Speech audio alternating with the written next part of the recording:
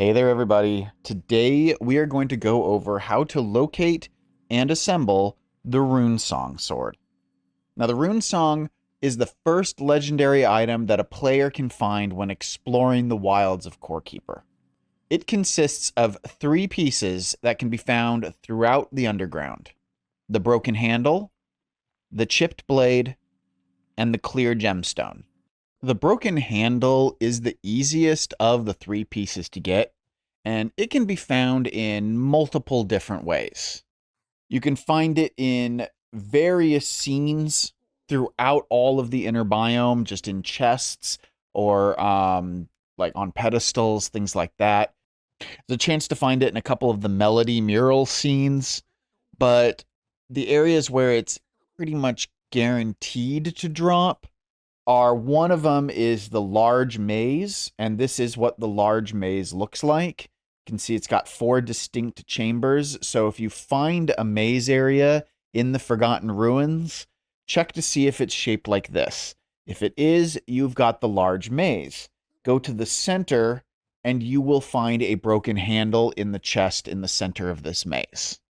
But your best odds for getting the broken handle are to get it off of Azios, the Sky Titan.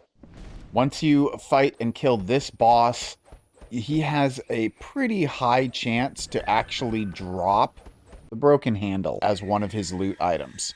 Now, if you don't get it off of Azios, then I recommend going to the Hive Mother and fighting her next, as she also has a chance to drop it. As you can see, I didn't get it this time around. And by the time you kill the Hive Mother, and if she doesn't drop it, you'll be able to come back and fight Azios again, because the soul timer should be gone.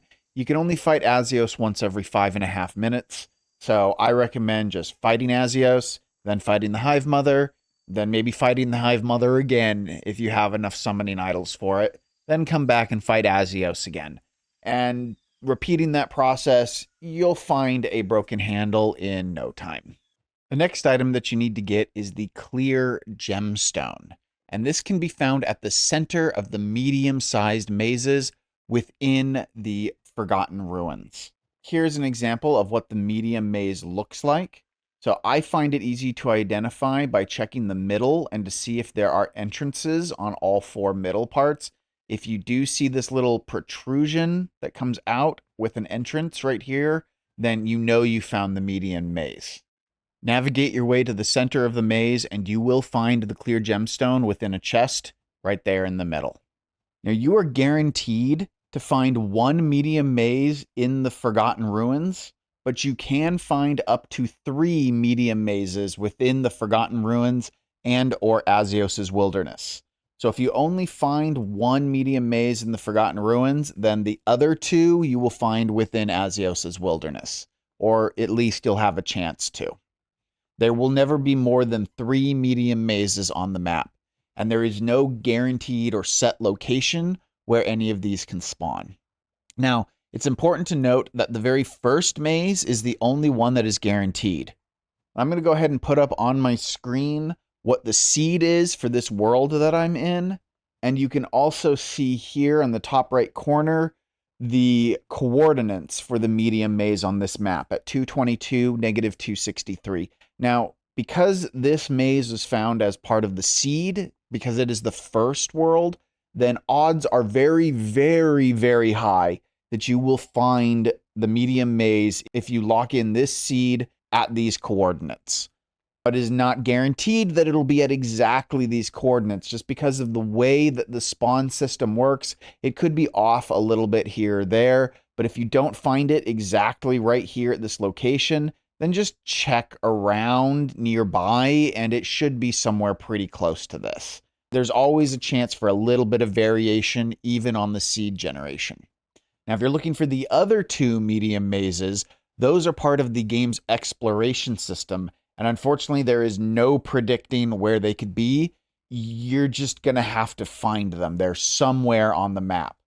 And when it comes to the Forgotten Ruins, there's really no easy way to predict where it's going to be. It's a little bit easier in Azios' Wilderness, just because of the way that, again, that scene generation works. If you want to know the details about how the exploration system and scene generation actually works in this game, I do have a video that goes into all of the detail with good visual aids, but it's a bit in depth to explain here, so I recommend checking that out.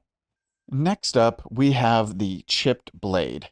Now, this is the hardest of the three pieces to find for two major reasons. The building that it's located in is just so small, and the biome that it spawns in, Azios's Wilderness, is pretty big. The Chip Blade Temple spawns the same way that the Medium Maze does. You have one that is guaranteed to spawn in Azios's Wilderness, but it's anywhere, literally anywhere in the biome. And then you can have up to two more that will spawn as part of the game's exploration system. And if you check out again that video I mentioned earlier on how scene spawning works, then you'll notice that I use the chipped blade as my example to kind of help you when it comes to finding the chipped blade. I have got a chipped blade temple right here. And the area that I first entered, Azios's Wilderness, is actually right about in this area here. So this chipped blade temple is actually really close to where I first entered into the biome. And you can see there are actually a decent amount of scenes. There's a scene right here. There's a small scene right here. There's a scene right here. There's a scene right here. There's a scene right here. There's a scene right there. There's lots and lots of scenes nearby. And usually where there are more scenes, you're more likely to find a chipped blade temple, or at least one of the two that are created as part of the exploration system. So while it's a lot harder to predict exactly where this chipped blade temple is going to be from a seed generation, it is a lot easier to predict where it's going to be from the exploration generation standpoint. So if you're struggling to find the chipped blade, I recommend going to the area where you first entered Azios's Wilderness and start exploring around there. Because this temple scene, again, is very small, and it is very easy to miss it, especially while you're roaming around. Now, how do you get into this temple? Well, there's actually a hint on the door itself. You'll notice that there are these two glow tulips to the side. So if you put a glow tulip in your hand and stand near the door, it will open for you. And once you walk in, there's a chipped blade. Now in this seed, I have explored the vast majority of Azios's Wilderness here, and I have found all three of my chipped blade temples. The first one is found here at 69, -430. The second one I found up here at -583, -154. And the last one I found way here at -926, -474. One of these was generated by the seed. The other two were generated by exploration. And I don't know which is which, but if I had to guess, I would say that this one at -926, -474 is the one that was generated as part of the seed, and the other two were generated from exploration. But again, I'm not entirely sure, so I figured I'd give all three coordinates, and you can try this seed out and see which one works for you. I am 99% sure that this one at 69, -431 is an exploration one, because this one is really close to where I first entered Azios's Wilderness, and so it makes a lot of sense to me that this one would be generated as part of exploration. And I also suspect that this one over here, where is it? That this one over here near the Desert of Beginnings was also generated from exploration. Just because, again, I had explored over here while I was outlining a little bit, and it's entirely possible that this scene chunk loaded up for me since it's kind of close to the wall. You can still see I haven't dropped the Great Wall yet in this biome.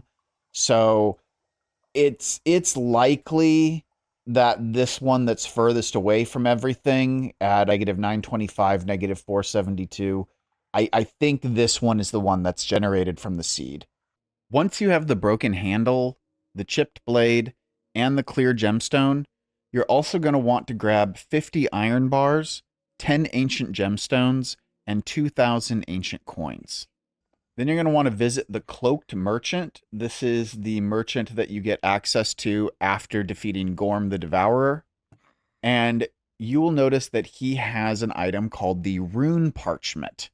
You buy this Rune Parchment for that 2,000 ancient coins, and you can see it's got a list of required materials. Put the Rune Parchment in your hotbar and activate it the same way that you would for making Malagaz's skull or using a recall idol. And after a few moments, the sword will be crafted. And now you have the Runesong. The sword starts off at level 13, providing a plus 10 life on melee hit and a 5% chance on melee hit to increase your attack speed by 50%. It also has a secondary attack that shoots off a trail of musical notes, which does between 1 to 3 times the weapon's normal damage, depending on how much you charge it up. This melody trail also has a 25% chance to inflict a 2-second stun on your enemies. The Runesong has a few advantages over other swords. It has no durability, and as such, you never have to repair it, although you can't reinforce it either. Admittedly, it doesn't really need to be reinforced, as it is the highest damaging sword of this level, and even of a couple levels above it. And when you level it up to level 19, it still remains the highest damaging sword. It also has the strongest life on melee hit from pretty much any other item. At level 19, this life on melee hit increases to plus 17 on hit, making it a required part for any life-stealing build. The Runesong will also emit a faint glow, which will provide you with some extra light. And obtaining the Runesong also unlocks an achievement for doing so. And that's everything for this video. If you have any questions, please be sure to leave a comment below, and I hope you found this video helpful and informative. If you did, please be sure to hit that like button, and don't forget to subscribe. Until next time, stay happy, stay healthy, stay crazy, everybody.